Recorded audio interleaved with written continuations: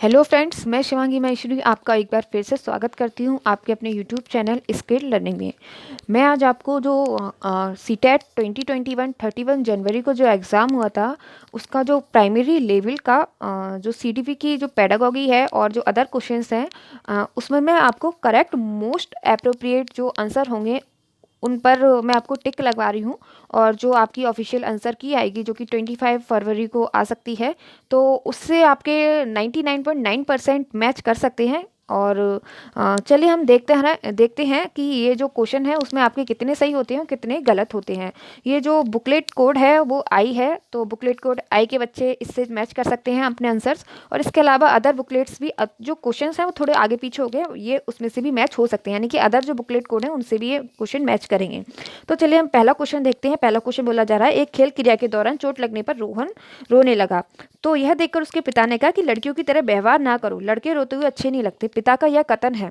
तो इसमें जो आपका ऑप्शन सही होगा फर्स्ट क्वेश्चन का वो है ऑप्शन नंबर 1, लैंगिक रूढ़िवादिता को दर्शाता है। ठीक है, यानी कि जो उसके फादर है वो उससे ये कह रहे हैं कि लड़कियों की तरह व्यवहार मत करो, यानी कि उनका जो दिमाग है वो लैंगिक रूढ़िवादिता को दर्शा रहा है। ठीक है, तो इसका पहला वाला ऑप्शन सही है। अब जो क्वेश्चन नंबर 2 है वो बोला जा रहा है, एक प्रगतिशील कक्षा में, ठीक है, या in a progressive classroom are teacher should follow fixed curriculum, यानी कि अध्यापक को एक नॉर्मल एक जो करिकुलम बहुत सालों से चला आ रहा है बस वही फॉलो करना चाहिए, जो कि बिल्कुल गलत है।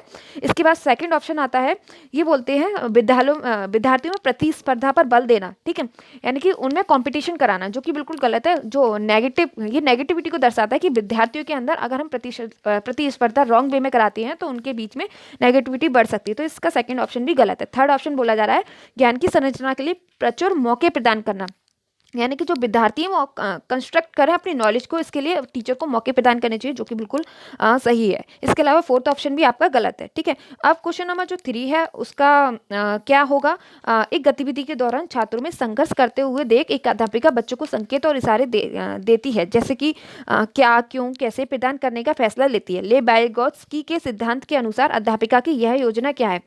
तो इसमें पहला ऑप्शन दे रखा है जो कि सीधे सीधे दिखाई दे रहा है, जो कि गलत ही होगा। इसमें ये बोला जा रहा है कि जो बच्चों को अधिगम के लिए अनुप्रेरित या निष्प्रेरित करती है, यानी कि उसे डीमोटिवेट कर रही है बच्चों को। तो ये जो कि बिल्कुल गलत काम है, और ले बायोगॉट्स की इसके लिए कभी भी मतलब इसके खिलाफ ही है। ठीक है, वो समाज को महत्व देते हैं ले बायोगॉट्स्की। अब इसका सेकंड ऑप्शन है, अधिगम के लिए पाणे आधारभूत संरचना का काम करेगी। जब हम बच्चों को बीच बीच में उन्हें लिंक करके जैसे कुछ क्वेश्चन देते हैं क्या कैसे, तो बच्चे का जो अटेंशन है वो हमारी तरफ आता है। ठीक है, वो उस क्वेश्चन की तरफ आता है, जिससे बच्चों का मतलब बच्चे के लिए हेल्प मिलती है, उसका आंसर ढूंढने में या जो कुछ भी है वो हेल्प मिलती है, यानी कि पाण की तरह हल्की सी हेल्प की तरह काम करेगी। तो इसका सेकंड ऑप्शन सही होगा। ये ले बायोगॉट्स्की के अनुसार पूछा जा रहा है, तो ले बायोगॉट्स्की के अनुसार वो उसकी स्कैप फोल्डिंग का वर्क करेगी या उसके लिए पाणीय संरचना का वर्क आधारभूत संरचना का वर्क करेगी। ठीक है, क्वेश्चन नंबर 4 दे रखा है। तो क्वेश्चन नंबर 4 में ये बात बोली जा रही है, बच्चों के सामाजिकरण के संदर्भ में निम्नलिखित में से कौन सा कथन सही है, यानी कि बच्चों के सोशलाइजेशन के लिए कौन सा सबसे ज्यादा मोस्ट एप्रोप्रिएट आंसर होगा। विद्यालय सामाजिकरण का द्वितीय कारक है और परिवार सामाजिकरण का प्राथमिक कारक है, जो कि ऑप्शन बिल्कुल सही है। जो हम जब पैदा होते हैं तो सबसे पहले हम अपने परिवार के संपर्क में आते हैं, यानी कि हमारा पहले अपने परिवार में सामाजिकरण होता है, हमारी फैमिली में सामाजिकरण होता है।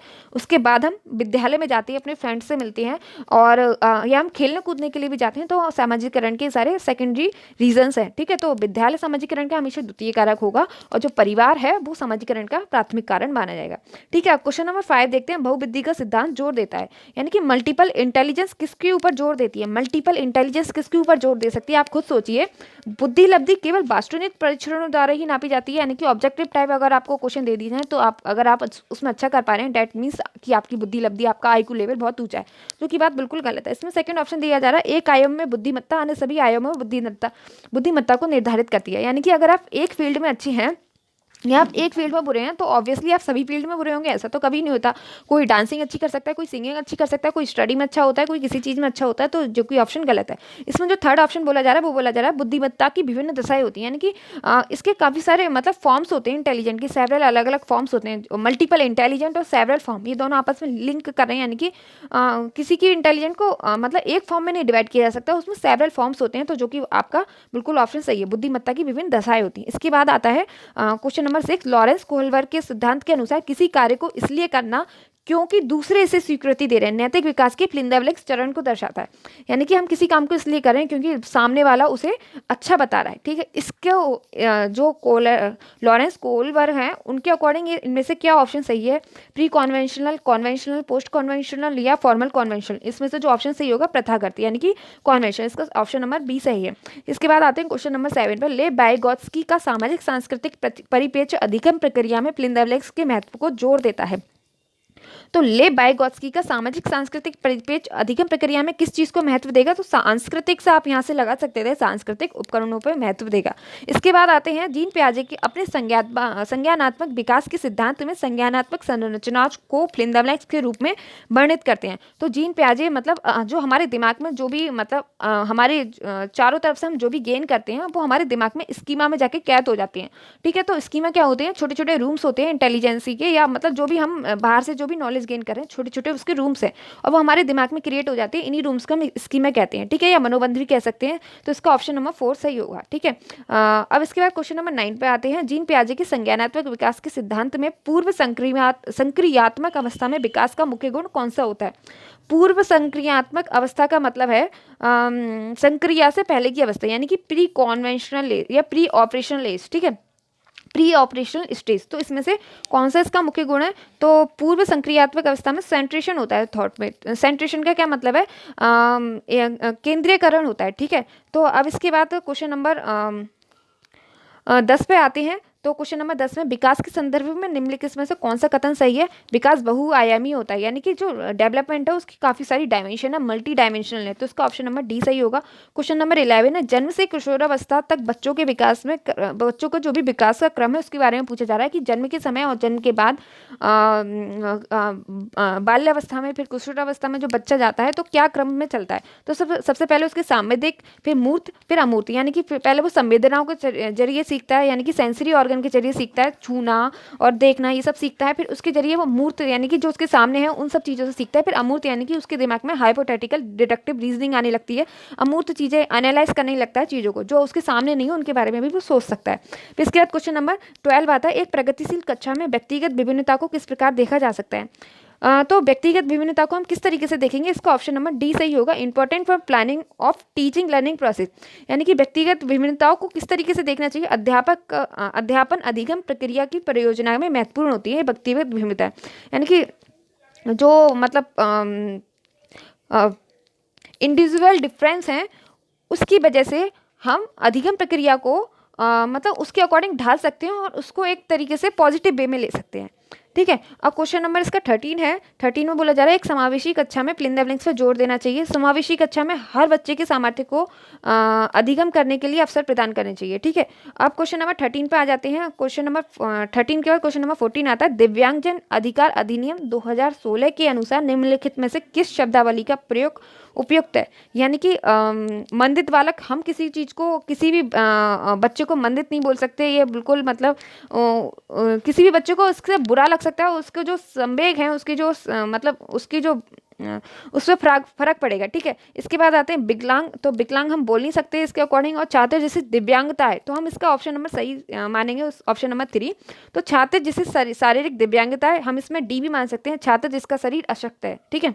तो ऑप्शन नंबर सी मेरे ख्याल से मोस्ट अप्रोप्रिएट आंसर होगा। तो ऑप्शन नंबर 3 पर ही मैं जाना चाहूँगी। इसके बाद आते हैं क्वेश्चन नंबर 15 पर। अधिगम कठिनाइयों को जूझते छात्रों की जरूरतों को संबोधित करने के लिए एक अध्यापक को क्या नहीं करना चाहिए?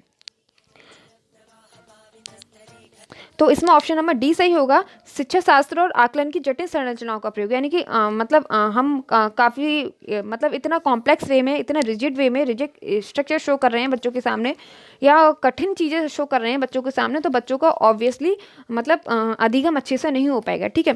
तो अब हम चलते हैं क्वेश्चन नंबर 16 पर। तो क्वेश्चन नंबर 16 में पूछा जा रहा है सृजनात्मकता की पहचान के प्रमुख लक्षण क्या है? सृजनात्मकता का मतलब है अगर कोई बच्चा विभिन्न दिशाओं में सोच पा रहा है, ठीक है, एक दिशा से विभिन्न दिशा में सोच पा रहा है, अलग अलग तरीके के आंसर खोज पा रहा है, यानी कि वो सृजनात्मक है, ठीक है, यानी कि वो डाइवर्जेंट थिंकिंग रखता है, उसकी अवसारी चिंतन है, ठीक है। तो सृजनात्मकता का मुख्य लक्षण क्या होगा? ऑप्शन नंबर बी, अवसारी चिंतन। क्वेश्चन नंबर 17 है, विविध पृष्ठभूमियों के अधिगमकर्ताओं को संबोधित करने हेतु एक अध्यापक को क्या करना चाहिए? विभिन्न विन्यासों से उदाहरण लेने चाहिए, यानी कि अलग अलग तरीके के, अगर आपको अलग अलग पृष्ठभूमियों के अधिगमकर्ताओं को संबोधित करना है तो आपको उनके अकॉर्डिंग उनके लेवल के एग्जाम्पल लेने पड़ेंगे, ठीक है। तो इससे बच्चों का जो अधिगम होगा वो बहुत अच्छा होगा। क्वेश्चन नंबर 18 पर आते हैं, समस्या समाधान क्षमताओं को किस प्रकार सुसाध्य किया जा सकता है, यानी कि प्रॉब्लम सॉल्विंग जो एबिलिटीज हैं जो बच्चों में किस तरीके से फैसिलिटेट किया जाता है, यानी कि उन्हें बढ़ावा दिया जा सकता है। तो इनकरेजिंग यूज ऑफ एनालॉजीज, यानी कि एनालॉजीज का यूज करके या समरूपों को इस्तेमाल को बढ़ावा देकर हम इसे समस्या समाधान को सुसाध्य किया जा सकता है। जो एबिलिटीज हैं ये जो सुसाध्य की जा सकती हैं। क्वेश्चन नंबर 19 देखते हैं, अधिगम को अभिप्रेरणा को किस प्रकार कायम रखा जा सकता है, यानी कि अधिगम की मतलब कोई बच्चा मोटिवेटेड रहे लर्निंग के लिए, तो हम इसे किस तरीके से कायम रखेंगे? इसमें हम प्रवीणता अभिमुखी लक्ष्यों को देकर, ठीक है, मतलब focusing on the mastery oriented goals, यानी कि उन्हें कोई एक मास्टरी ओरिएंटेड गोल प्रदान करेंगे और वो गोल को फॉलो करेंगे बच्चे, तो इससे वो मोटिवेट रहेंगे, ठीक है। आगे हम देखते हैं क्वेश्चन नंबर 20 है, शर्मिंदगी यानी कि शेम के बारे में बात बोली जा रही है, का संज्ञान पर नकारात्मक प्रभाव पड़ सकता है, यानी कि अगर कोई शेमफुल है, यानी कि अगर कोई शर्मा रहा है बच्चा, यानी कि उसका अधिगम इस कंडीशन में रुका हुआ है, या मतलब उसके अधिगम पर एक नेगेटिव इम्पैक्ट पड़ेगा, ठीक है। क्वेश्चन नंबर 21 पे आ जाते हैं, निम्नलिखित में से अध्यापन अधिगम का सबसे प्रभावशाली माध्यम कौन सा है? संकल्पनाओं के बीच संबंध को जोड़ना, इसका ऑप्शन नंबर बी सही है, ठीक है। 22 क्वेश्चन का देखते हैं, एक अध्यापिका को दिए गए किसी कलाप में छात्रों की विभिन्न त्रुटियों का विश्लेषण करना है, तो वो क्या करेगी? Understanding the errors are meaningful in the teaching learning process, यानी कि त्रुटियों की जो समझ होगी, जो भी गलतियां उनकी समझ होगी, अध्यापन अधिगम प्रक्रिया के लिए अर्थपूर्ण बनाएंगे, यानी कि वो सबसे पहले खोजेगी कि ये क्या क्या मतलब क्या चीज़ है जिसकी वजह से बच्चा गलती कर रहा है, क्या कमी रह गई है उसके टीचिंग में जिसकी वजह से बच्चा गलती कर पा रहा है, और फिर अपनी शिक्षण अधिगम क्रिया को वो ठीक करेगी, ठीक है।